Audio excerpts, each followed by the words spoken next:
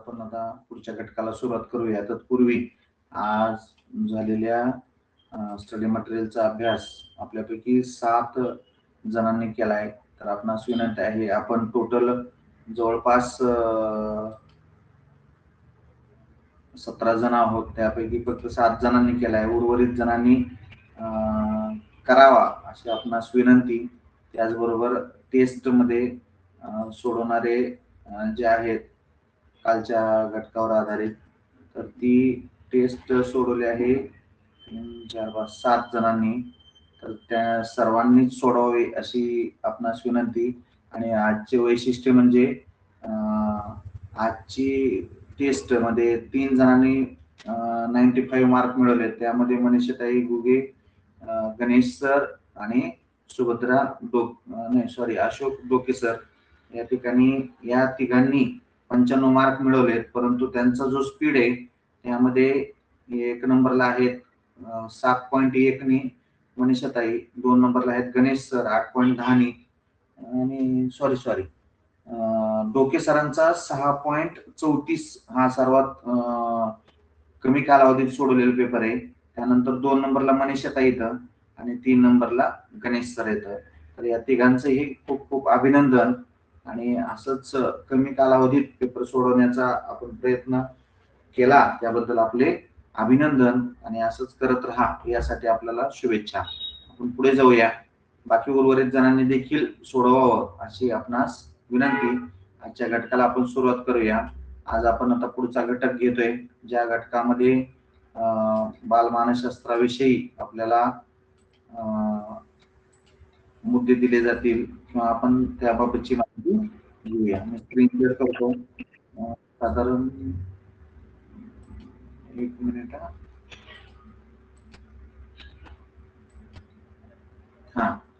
तर या ठिकाणी बालमानसशास्त्रामधील शैक्षणिक मानसशास्त्राच्या अभ्यास पद्धती आज ठिकाणी आपण पाहणार आहोत. या शैक्षणिक मानसशास्त्राच्या अभ्यास पद्धतींचा अभ्यास करत असताना त्यामध्ये त्यांची संकल्पना अगोदर समजून घेऊया. काय नेमकी संकल्पना आहे? तर त्या ठिकाणी पहिली पद्धत आहे निरीक्षण पद्धत. या निरीक्षण पद्धतीचा अभ्यास करत असताना ऑब्झर्वेशन म्हणजे विद्यार्थ्याच्या वर्तनाचा, शिकण्याच्या सवयीचा आणि प्रतिक्रिया यांचा प्रत्यक्ष निरीक्षण करून अभ्यास करण्याची पद्धत होय. या ठिकाणी असं आपण त्याला म्हणू शकतो. यानंतरची दुसरी पद्धत आहे प्रयोग पद्धत. म्हणजेच या ठिकाणी नियंत्रित परिस्थितीत प्रयोग करून विद्यार्थ्याच्या शिकण्यावर परिणाम करणाऱ्या घटकांचा अभ्यास केला जातो. नियंत्रित म्हणजे एखाद्या बंदिस्त खोलीमध्ये आपण एखाद्या मुद्द्यावर आधारित एखादा प्रयोग करत असेल तर त्या घटकांचा अभ्यास करतोय त्याला प्रायोगिक पद्धत किंवा प्रयोग पद्धत असं म्हणलं जातं. त्यानंतरची पुढची पद्धत आहे प्रश्नावली. या प्रश्नावली पद्धतीचा विद्यार्थ्यांना किंवा शिक्षकांना प्रश्नावली देऊन त्यांची मते, अनुभव, अडचणी जाणून घेण्याची पद्धत होय. याला या ठिकाणी प्रश्नावली पद्धत असं आपण म्हणू शकतो. त्यानंतरची पुढची पद्धत आहे मुलाखती पद्धत. यामध्ये विद्यार्थी, पालक आणि शिक्षकांशी प्रत्यक्ष संवाद साधून माहिती गोळा करण्याची पद्धत होय. या ठिकाणी पुढची एक पद्धत आपण आता अभ्यासणार आहे, जी आता प्रकरण अभ्यास पद्धत. म्हणजेच एखाद्या विशिष्ट विद्यार्थ्याचा किंवा गटाचा सखोल अभ्यास करण्याची पद्धत. म्हणजे जर आपण ज्या वर्गाला शिकवत आहोत त्यांच्या बाबतीतचा डिटेल अभ्यास आपण घेतला पाहिजे. त्यालाच आपण केस स्टडी म्हणतो. म्हणजे नेमकं काय प्रकरण आहे हे समजल्याशिवाय आपल्याला त्यावरती काम करता येणार नाही. म्हणजेच उदाहरण सांगायचं झालं तर समजा मी ज्या वर्गाला शिकवतो त्या वर्गातल्या मुलांच्या आर्थिक परिस्थिती मला समजायला पाहिजे, घरामध्ये कोण कोण कमवतंय हे समजायला पाहिजे, कोण किती वेळ या बाळासाठी देऊ शकेल. यासाठी मी असं म्हणू शकत नाही की तुम्ही किती आईला किंवा वडिलाला वेगळं वेगळं तुम्ही किती वेळ देणार, आई किती वेळ देणार असं नाही म्हणू शकत आपण. तर त्यांच्या कामाच्या स्वरूपावरून, कामाच्या ठिकाणांवरून, त्यांच्या आर्थिक परिस्थितीवरून, त्यांच्या कौटुंबिक विचारांवरून आपण त्या बाबीवरती काम करू शकतो. यानंतरची पुढची पद्धत आहे सर्वेक्षण पद्धत. म्हणजे जसं आपला जनगणनेचा सर्वे होतो किंवा इतर जी माहिती होती सर्वे, त्यांची सर्वे केल्यानंतर माहिती गोळा करून त्या माहितीचं आधारे त्यांचे वर्तन, आवड, अडचणी या बाबींचा अभ्यास करणे म्हणजेच सर्वेक्षण पद्धत होय. यानंतर पुढची पद्धत आहे मानसिक चाचणी पद्धत. यामध्ये त्यांची बुद्धिमत्ता, क्षमता, व्यक्तिमत्व, अभिरुची किंवा त्यांच्यातली आवड इत्यादी मोजण्यासाठी विविध चाचण्या वापरणे आणि त्याच्यातून त्यांची मानसिक क्षमता चाचणी घेणे आणि त्यातून मग ठरवणे की नेमकी यांचा कल कशाला असेल किंवा काय बाबी यांच्यामध्ये कमी आहेत किंवा आपण काय केलं पाहिजे. तर यानंतर आहे समूह चर्चा पद्धत. मग समजा विद्यार्थ्यांच्या विचारसरणी, समज आणि मतांची देवाणघेवाण करून अभ्यास करणे. एखाद्या वेळेस वर्गात आपण ज्यावेळेस बसतो त्यावेळेस विद्यार्थ्यांना एखादा जो कॉमन प्रश्न केला की आपल्या परिसरातील सर्वात जास्त प्रकारची झाडे कोणती आहेत, तर त्यातून आपल्याला सामूहिक चर्चा होईल आणि हे तुम्ही तुमच्या आपापसात चर्चा करा आणि मला येऊन सांगा. त्यावेळेस मुलं नक्की चर्चा करतात, आमच्या भागामध्ये चिंचीची झाडं जास्त येतात, कोण म्हणे लिंबाची झाडं जास्त येतात किंवा आपण एखाद्या वेगळ्या प्रकार कोकणात गेलो तर कोण आंब्याची झाडं जास्त येतात. अशा प्रकारची विविध उत्तरं मिळतील आणि त्यांच्या मतांची, विचारांची देवाणघेवाण होईल आणि त्यातून त्यांची चर्चा होईल. यानंतर व्याप्ती आपण बघणार आहोत. तर शैक्षणिक मानसशास्त्राच्या अभ्यास पद्धतीची व्याप्ती ही म्हणजे विद्यार्थ्यांचे शिक्षण, वर्तन, विकास आणि शिकण्याची प्रक्रिया समजून घेण्यासाठी या पद्धतींचा ज्या क्षेत्रात उपयोग होतो ती मर्यादा किंवा क्षेत्र होय. अशा प्रकारची व्याप्ती या ठिकाणी आपल्याला दिलेली. तर आणखीन एकदा आपण तिला समजून घ्या. शैक्षणिक मानसशास्त्राच्या अभ्यास पद्धतींची व्याप्ती म्हणजे विद्यार्थ्याचे शिक्षण, वर्तन, विकास आणि शिकण्याची प्रक्रिया समजून घेण्यासाठी या पद्धतींचा ज्या क्षेत्रात उपयोग होतो ती मर्यादा किंवा क्षेत्रे होय.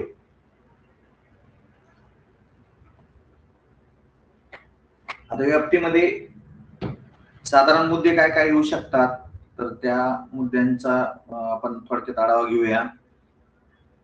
या ठिकाणी काही मुद्दे येतं, तर त्या मुद्द्यांमध्ये आपण अशा पद्धतीने सांगू शकतो की विद्यार्थ्यांच्या वर्तनाचा अभ्यास करणे, विद्यार्थ्यांच्या वर्तनाचा अभ्यास करणे, त्याचबरोबर विद्यार्थ्यांच्या स्वभाव, सवयी, प्रतिक्रिया आणि सामाजिक वर्तन समजून घेण्यासाठी शिकण्याच्या प्रक्रियेचा अभ्यास करणे. या ठिकाणी कशासाठी अभ्यास करायचा आहे, तर त्या शिकण्याच्या प्रक्रियेसाठी अभ्यास करायचा आहे, परंतु सामाजिक वर्तन समजून घेण्यासाठी. त्यानंतर विद्यार्थी कसे शिकतात, कोणत्या पद्धतीने शिकणे प्रभावी होते हे जाणून घेण्यासाठी वैयक्तिक फरक समजणे. या ठिकाणी त्यांचा जो वैयक्तिक फरक आहे तो आपल्याला माहिती झाला पाहिजे आणि त्यानंतरच आपल्याला त्यावरती काम करता येतं. यानंतरचा पुढचा आहे प्रत्येक विद्यार्थ्याची बुद्धिमत्ता, क्षमता, आवड आणि गती वेगवेगळी असते हे समजण्यासाठी शैक्षणिक अडचणी समजून ओळखणे.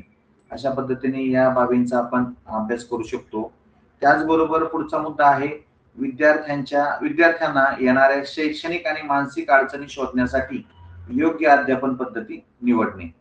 त्यानंतर आहे विद्यार्थ्यांच्या गरजेनुसार योग्य शिक्षण पद्धती आणि साधने ठरवण्यासाठी मूल्यमापन आणि प्रगती तपासणे. आता याचा थोडस काय म्हणजे वाक्यातील मुद्दे लक्षात घेऊया आपण. विद्यार्थ्यांच्या गरजेनुसार योग्य शिक्षण पद्धती म्हणजे जो विद्यार्थी ज्या शिक्षण पद्धतीनुसार त्याला समजतंय त्यासाठी साधने ठरवण्यासाठी म्हणजे त्याला कोणतं साधन द्यायचं आपल्याला हे ठरवण्यासाठी मूल्यमापन आणि प्रगती तपासणे. त्याला अगोदर समजलं पाहिजे आपल्याला की आपण कोणत्या टप्प्याने पुढे जाणार आहोत आणि काय वापरणार आहोत, कोणत्या पद्धतीने त्यांना शिकवणार आहोत. या बाबी विद्यार्थ्यांच्या गरजेनुसार बदलतात. आणि पुढचा मुद्दा आहे विद्यार्थ्यांच्या प्रगतीचे मोजमाप करण्यासाठी चाचण्या आणि निरीक्षणाचा उपयोग हा विद्यार्थ्यांच्या सर्वांगीण विकासासाठी करू शकतो. या ठिकाणी पुढचा मुद्दा आहे बौद्धिक आणि भावनिक, सामाजिक आणि नैतिक विकासासाठी मार्गदर्शन. त्यामध्ये शैक्षणिक नियोजन सुधारणा अशा बाबींचा आपल्याला त्यामध्ये काम करता येईल. त्याचबरोबर शाळा शैक्षणिक सुधारणामध्ये आपण शाळा, अभ्यासक्रम आणि त्या ठिकाणी अध्यापन प्रक्रिया या बाबींचा या शैक्षणिक नियोजन आणि सुधारणा ह्या गटामध्ये समावेश करू शकतो. तसेच शैक्षणिक नियोजन आणि सुधारणा करत असताना अध्यापन प्रक्रियेत सुधारणा करण्यासाठी माहिती मिळवणे देखील खूप महत्त्वाचे आहे. अशा पद्धतीने आपण या बाबींचा माहिती आणि आढावा घेऊन शिक्षण पद्धतीतील बदल किंवा व्याप्ती या शैक्षणिक मानसशास्त्राच्या घटकामध्ये घेत आहोत. यानंतर विविध शास्त्रज्ञांनी दिलेल्या व्याख्या आपण पाहणार आहोत की त्यांनी काय काय व्याख्या या ठिकाणी आपल्याला सुचवलेल्या आहेत. त्यातील पहिली आहे, खालील काही शास्त्रज्ञांनी व्याख्या दिल्या त्या आपण पाहूया. या ठिकाणी एडवर्ड थॉर्नडिकच्या मतानुसार शिक्षणाशी संबंधित मानवी वर्तनाचा अभ्यास, मानवी वर्तनाचा वैज्ञानिक अभ्यास म्हणजे शैक्षणिक मानसशास्त्र होय. अशा पद्धतीने एडवर्डने दिलेले. B.F. स्किनरच्या मते या ठिकाणी विद्यार्थ्याच्या वर्तनात बदल घडवून आणण्यासाठी वापरल्या जाणाऱ्या शिकण्याच्या प्रक्रियेचा अभ्यास म्हणजे शैक्षणिक मानसशास्त्र होय. त्यानंतर चार्ल्स स्किनरच्या मते या ठिकाणी तो असं सांगतो की शैक्षणिक परिस्थितीत मानवी वर्तनाचा अभ्यास करणारे शास्त्र म्हणजे शैक्षणिक मानसशास्त्र होय. तर क्रोच्या मते या ठिकाणी त्यांनी मांडलेल्या सिद्धांतानुसार शिक्षण प्रक्रियेत शिकणारा शिक्षक आणि शिक्षणाचे वातावरण यांचा अभ्यास करणारे शास्त्र म्हणजे शैक्षणिक मानसशास्त्र होय. स्टेफनच्या मते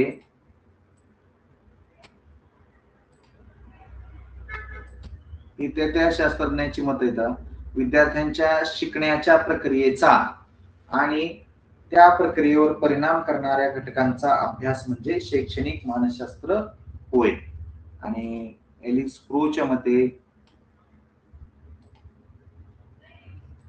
तो असं सांगतो की विद्यार्थ्यांच्या विकास, शिकणे आणि वर्तन समजून घेऊन शिक्षण अधिक प्रभावी बनवण्याचा अभ्यास म्हणजे शैक्षणिक मानसशास्त्र आहे. अशा वेगवेगळ्या व्याख्या आहेत प्रत्येकाच्या. तर त्या व्याख्यांबाबतीत थोडी आपण माहिती समजून घेतलेली आहे. यानंतर पाहणार आहोत की अध्यापन पद्धती, कोणकोणत्या अध्यापन पद्धती आपण वापरतो किंवा अभ्यासतो याबाबतीत थोडस चर्चा करूया. या ठिकाणी प्रमुख अध्यापन पद्धती आहेत आपल्या. एक व्याख्यान पद्धत. या व्याख्यान पद्धतीमध्ये व्याख्यान पद्धतीमध्ये शिक्षक विषयाचे स्पष्टीकरण देतो आणि विद्यार्थी ऐकून ज्ञान मिळवतात. म्हणजे तिथं एक बाजू बोलत असते आणि दुसरी ऐकत असतात. त्यानंतरची पुढची पद्धत आहे प्रश्नोत्तर पद्धत म्हणजे क्वेश्चन आन्सर मेथड. या पद्धतीनुसार साधारण आपल्याला शिक्षक प्रश्न विचारतो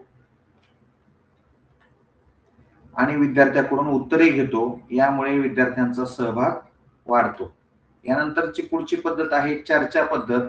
चर्चा पद्धतीनुसार त्या ठिकाणी विद्यार्थ्यांमध्ये विषयवार चर्चा घडवून आणून त्यामध्ये समज वाढवली जाते.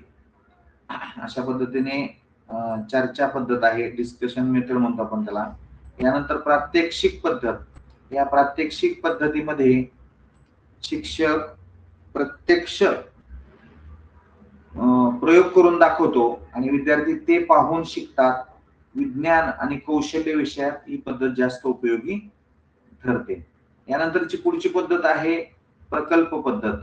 या प्रकल्प पद्धतीमध्ये विद्यार्थ्यांना एखादा प्रकल्प देऊन प्रत्यक्ष काम करून शिकण्याची संधी उपलब्ध करून दिली जाते आणि त्यामधून ते विद्यार्थी त्यामध्ये प्रगती करण्याचा प्रयत्न करतात. यानंतरची पुढची पद्धत आहे समस्या सोडवण्याची पद्धत. म्हणजे एखादी समस्या जर आपल्याकडे निर्माण झाली असेल तर ती कशी सोडवायची आणि त्यासाठी आपण काय करायचं, यामध्ये विद्यार्थ्यांना समस्या दिली जाते, त्यांचे समाधान शोधायला प्रोत्साहन दिलं जातं. विद्यार्थ्यांनीच यावर काम करायचंय. यानंतरची पुढची पद्धत आहे खेळ पद्धत, प्ले वे मेथड. म्हणजेच प्रत्यक्ष खेळातून विद्यार्थ्यांमध्ये पद्धतशीरपणे शिकण्याची आवड निर्माण होणे, त्याचबरोबर त्या घटकाचा विशेष लहान मुलांसाठी ही पद्धत उपयुक्त असते, कारण मोठ्या मुलांना आपण खेळातून एवढं नाही अध्यापन करू शकत. यानंतरची पद्धत आहे अनुभवावर आधारित पद्धती. यामध्ये विद्यार्थ्यांना प्रत्यक्ष अनुभवातून शिकण्याची संधी दिली जाते.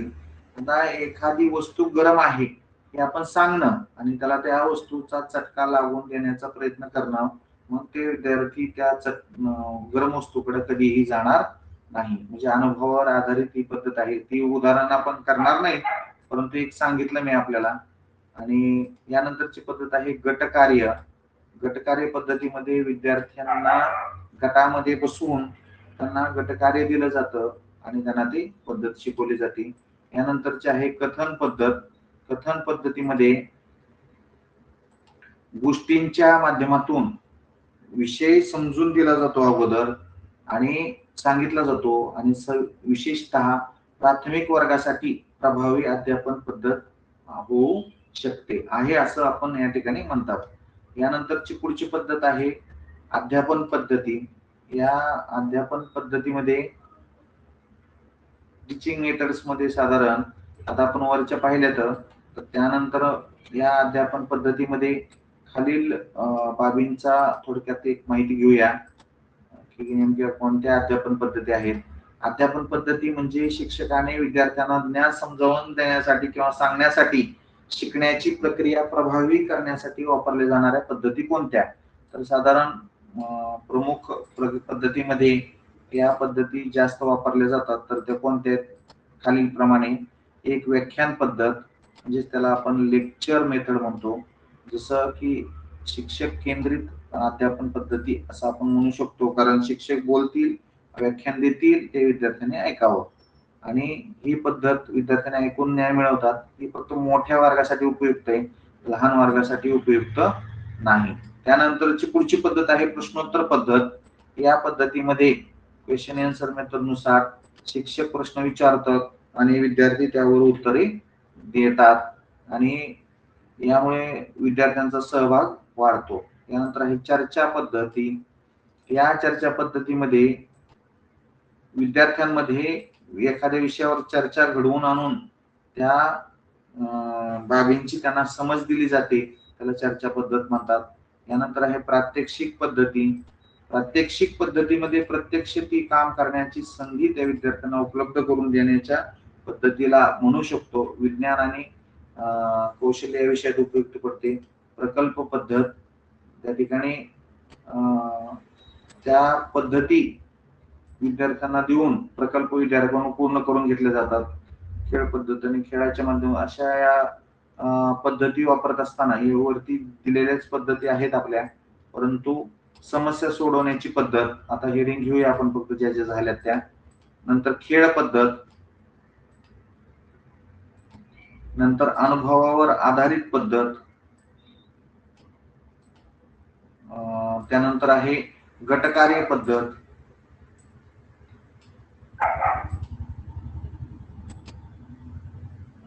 सॉरी सगळं व्हायला लागले, गटकार्य पद्धत, त्यानंतर कथन पद्धत आणि स्टोरी टेलिंग मेथड अशा या पद्धतींचा समावेश होतो. हे डबल झालंय माझ्याकडनं. अशा या पद्धतींचा अभ्यासानंतर म्हणजे हे कट करून टाकतो मी, डबल होते ही.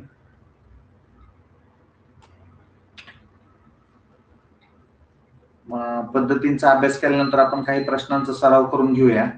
तर त्यातला पहिला प्रश्न आहे म्हणजे रिक्त जागेवर आधारित एमसीक्यू आहे त्या. तर त्यातला पहिला प्रश्न आहे प्रयत्न व चुका सिद्धांत मांडणारे शास्त्रज्ञ कोणते. तर एडवर्ड एडवर्ड थॉर्नडिक या शास्त्रज्ञाने हा मांडलेला आहे. तिसरा पर्याय आहे. अभिसंधान सिद्धांतानुसार उत्तेजन आणि प्रतिसाद यांचा संबंध असतो. प्रतिसाद या पहिल्या ए पर्यायाला आपण गोल करावा. प्रचालन अभिसंधान सिद्धांत मध्ये बी एफ स्किनर यांनी मांडलाय. त्यानंतर चौथा प्रश्न आहे. अंतर्दृष्टी सिद्धांतानुसार समस्या सोडवताना अचानक अंतर्दृष्टी प्राप्त होते. पाचवा प्रश्न आहे. सामाजिक शिक्षण सिद्धांत अल्बर्ट बांडोरा यांनी मांडलाय. त्यानंतर सहावा प्रश्न आहे. विद्यार्थ्यांचे शिकणे निरीक्षण आणि अनुकरण यावर आधारित असते. नंतर गेस्टाल्ट या सिद्धांतानुसार शिकणे ही संपूर्ण परिस्थिती समजून घेण्यावर आधारित असते.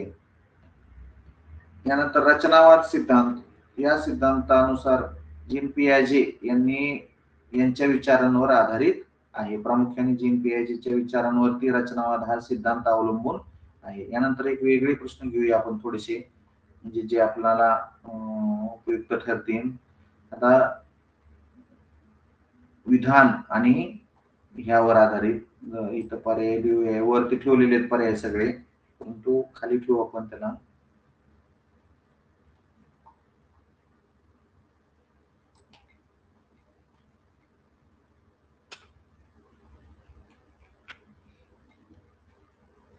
तर दुसरा प्रश्न असा आहे की प्रयत्न म्हणजे विधान, प्रयत्न व चुका सिद्धांत शिकण्यामध्ये सरावाला महत्व देतो. प्रयत्न व चुका सिद्धांत शिकण्यामध्ये सरावाला महत्व देतो आणि हा सिद्धांत म्हणजे कुठेतरी कट झाले ते यांनी मांडला. तर या ठिकाणी ही जी नाव यायला पाहिजे होतं इथं, तर ते नाव आलं नाही. हा सिद्धांत यांनी मांडला. तर या ठिकाणी पहिलं विधान बरोबर आहे, पण दुसरं जे विधान आहे कारण आहे ते स्पष्टीकरण नाही. त्यामुळं बी ह्या पर्यायाला आपण कारण बरोबर पण कारण योग्य स्पष्टीकरण नाही. सिद्धांत मांडलाय परंतु योग्य नाही ते, म्हणून त्या ठिकाणी दुसरा पर्याय येतो आपला. इथं नाव राहिले माझ्याकडनं बरं का. अशा पद्धतीने या सिद्धांताचे आहेत. सिद्धांताचे काही प्रश्न मी बदलतो कारण इथं माझ्याकडून नाव कट झाले, तर नावच आले नाहीत पुढं. त्यानंतर पुढच्या वेगळ्या प्रश्नाकडे जाऊया आपण. या विधानानंतर नकारात्मक असणारे काही प्रश्न आपण पाहूया. तर खालील प्रयत्न चुका सिद्धांताशी संबंधित नाही ते ओळखा, असा आपल्याला प्रश्न दिलेला आहे. तर या प्रश्नाचं उत्तर तिसरा आहे. अंतर्दृष्टी अचानक मिळणे हा पर्याय आपला बरोबर येतो. त्यानंतर खालीलपैकी अभिसंधान पद्धतीशी संबंधित नसलेला घटक कोणता? तर खालच्यापैकी ज्यावेळेस आपण वाचतो त्यावेळेस रेनफोर्समेंट हा घटक त्यात संबंधित येत नाही. परत नंतर खालीलपैकी प्रचालन अभिसंधान सिद्धांतात समाविष्ट नाही ते कोणते ते ओळखा. म्हणजे प्रश्न जर आपण समजपूर्वक वाचला तर आपल्या लक्षात येतं, आणि प्रश्न जर नाही वाचला तर आपल्याला लवकर लक्षात येत नाही, मग आपलं चूक होऊ शकते. खालीलपैकी अंतर्दृष्टी, याचं उत्तर अंतर्दृष्टी आहे. यानंतर अंतर्दृष्टी सिद्धांताचे वैशिष्ट्य नाही ते ओळखा. मग आपल्याला अंतर्दृष्टी सिद्धांत अगोदर माहिती होणं गरजेचं आहे. त्या सिद्धांताचे मी सगळे एकत्रीकरण करतोय. सगळे सिद्धांत आणि सगळे शास्त्रज्ञ यांची माहिती तुम्हाला लवकरच पीडीएफ स्वरूपात देतो, कारण ती एका एकाची देण्यापेक्षा सगळ्यांची एकत्रित करून देण्याचा प्रयत्न आहे. त्याचा पर्याय अचानक समज, संपूर्णतेचे आकलन आणि समस्या सोडवणे हे नाहीत येत. तिसरा पर्याय येतो अनेक चुका करून शिकणे. त्या ठिकाणी पुढचा प्रश्न आहे. खालीलपैकी सामाजिक शिक्षण सिद्धांतात समाविष्ट नाही असं काय आहे? तर या ठिकाणी त्याचं उत्तर आहे शुद्ध पाठांतर हा समाविष्ट नाही. शिक्षण सिद्धांतात आपल्याला पाठांतर हा घटकच येत नाही. निरीक्षण येतं, अनुकरण येतं आणि मॉडेलिंग देखील येतं, परंतु शुद्ध पाठांतर येत नाही. पुढचा प्रश्न प्रकारातील पाहूया काही प्रश्न जरा. ज्या ठिकाणी प्रयत्न व चुका सिद्धांत कोणी मांडला, तर एडवर्ड थॉर्डनी मांडला. त्यानंतर अभिसंधान सिद्धांत कोणाशी संबंधित आहे, मगाच झालेले डबल रिपीट व्हायला फक्त इथे शास्त्रज्ञांची नावं येतं. तर हे देखील आपल्याला पीडीएफ स्वरूपात आहेत, ते नक्की वाचा. कारण यात थोडा बदल करायचा आणखी मी करतो तो, आणि मग ती फाईल अपलोड करतो. कारण त्यातल्या काही दुरुस्त्या होऊन आपल्याला देतो. म्हणजेच जे कारण आणि विधान आहे त्यातले काही शब्द राहिले तर ते घेऊन मग पूर्ण करून आपल्यासाठी उपलब्ध करून देतो. तर अशा पद्धतीने आजच्या या घटकामध्ये आपण शैक्षणिक मानसशास्त्र या अध्यापनातील बाबीवरती म्हणजे शैक्षणिक मानसशास्त्राच्या अभ्यासाच्या पद्धती या घटकाचा थोडक्यात आढावा घेतलाय. तर उर्वरित घटकाचा किंवा पुढील घटकाचा आपण नंतर उद्याच्या तासामध्ये राहिलेल्या बाबींचा आढावा घेऊया. आजच्या घटकाला आपण इथंच थांबू. जर कोणाला काय बोलायचं असेल तर बोलू शकता. बोलणार आहेत का कोणी?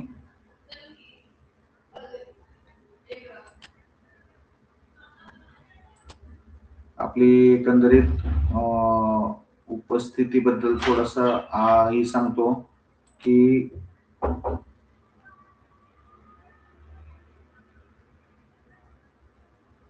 की 16 पैकी बरेच जण उपस्थित असतात आणि काही जण उपस्थित नाहीत राहत, तर ते देखील राहावं. 16 आहे आपला टोटल कॅन्डिडेटचा, तर सगळ्यांनी उपस्थित राहावं. आणि साधारण एक 9-10 जण राहतात, परंतु बाकीच्यांचे बदलून बदलून होते, तर जास्तीत जास्त राहण्याचा आपण प्रयत्न करूया. कोण बोलणार नसतील तर मग थांबू आपण.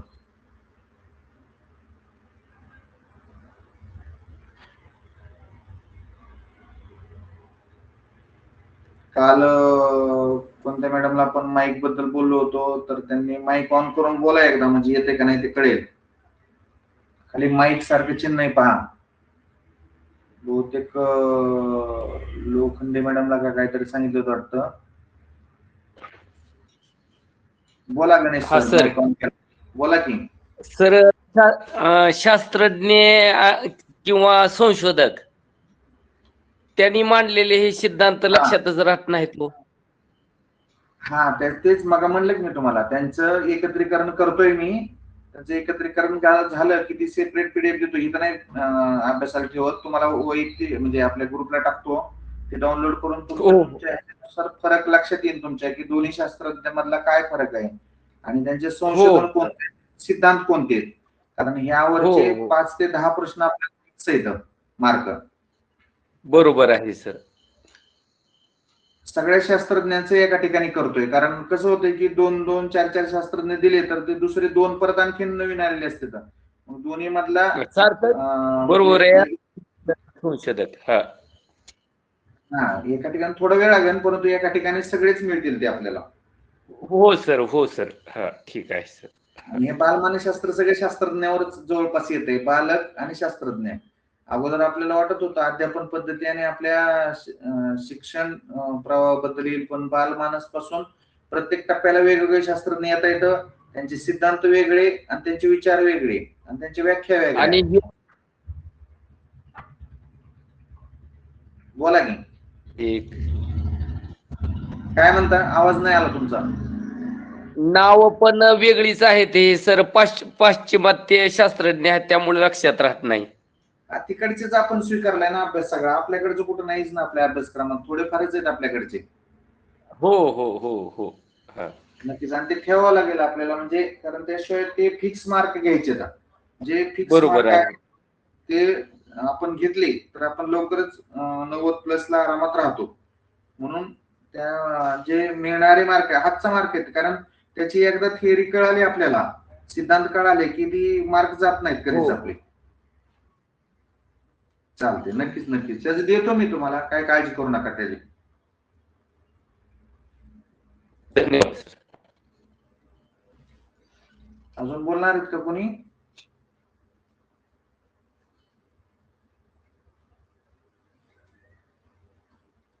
चालतं, थांबू मग आपण. उद्या भेटू मग आपलं 8:30 वाजता. ओके, सर्वांना शुभरात्री. टेस्ट सोडवा आणि स्टडी मटेरियल देखील वाचायचा प्रयत्न करा. सर्वांना शुभरात्र.